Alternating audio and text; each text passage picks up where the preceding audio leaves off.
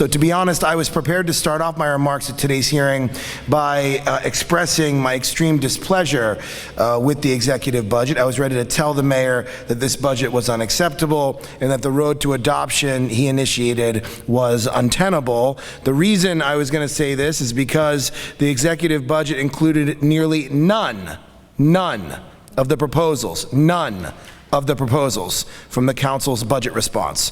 Or rather, I should clarify, the administration saw fit to implement our ideas from the response for how to save money, almost $600 million, and then took the savings that we identified to fund even more of the mayor's priorities. The council as a whole found this incredibly insulting because the budget response was deliberately crafted with input from the entire city council, as it should be as the mayor's partner in government.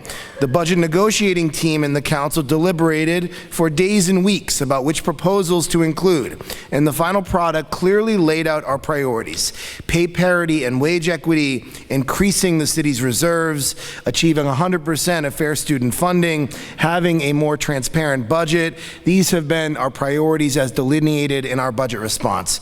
And they should be the mayor's priorities too, as he strives to make New York the fairest big city in America. That's what he likes to say. One of the critical items that we highlighted in the budget response was the failure of the administration to include continuing funding for approximately $155 million in one-shot funding that we negotiated into the adopted budget for fiscal year 2019. These one-shots funded vital programs on which our constituents rely and enjoy, including adult literacy to teach English to adults across the city, the extension of beach and pool season to a week past Labor Day, bridging the gap social workers who provide services for homeless students in our schools, the addition of 5,000 summer youth employment program slots, and post-arrest diversion programs, which will help reduce the city's jail population.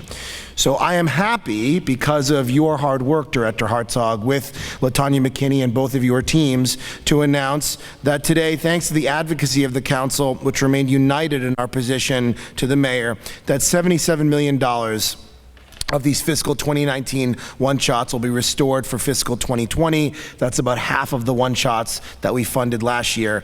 The impact of avoiding these service cuts can't be overstated, and I want to thank you personally for your help in working with us to protect the city's social safety net.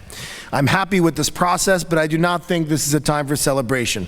The restoration of the one-shots was only one item in our budget response. And speaking frankly, they never should have been left out of the budget, the executive budget, in the first place. And I still like us to recognize that there is still a lot of work ahead. There are many other proposals that we feel like were entirely ignored. I don't think the failure to be responsive to us was about a lack of resources. This budget is a record $92.5 billion, with a B, billion dollars. As the mayor is fond of saying these days, there is plenty of money in the world, and there's plenty of money in New York City. But even if resources were an issue, the council put out many proposals that would cost the city nothing. New units of appropriation are free.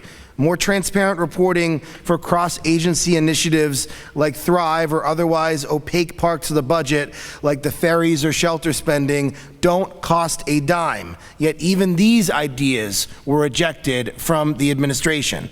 So I'm glad that we're able to make some headway this week between the release of the executive budget and today's hearing, but we are a long way away from budget adoption. The council is ready to roll up its sleeves and continue to work together with the administration to get this done.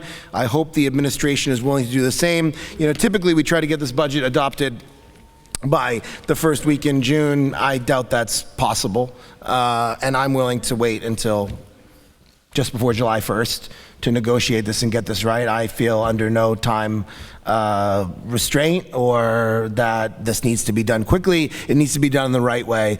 And again, I'm grateful for our partnership, our relationship, our over-communicating with each other now. But I think you will hear, not just from my opening statements, but I think you're going to hear from almost the entire membership of the council how disappointed they were with this executive budget. And I look forward to this hearing today. So Chair Drum, I want to turn it back to you and thank you for your hard work on today's hearing.